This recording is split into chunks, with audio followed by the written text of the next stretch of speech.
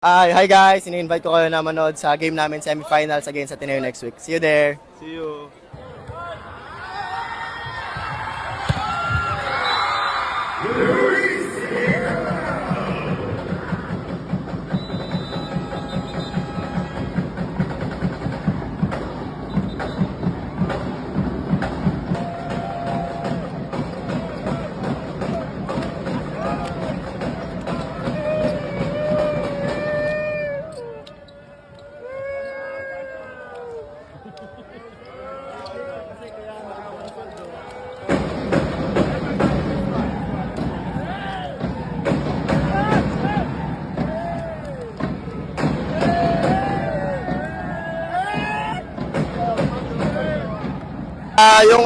Yung napulot namin sa game na to is yung kailangan mabilis ka mag-adjust sa mga possibilities na pwede nilang gawing change.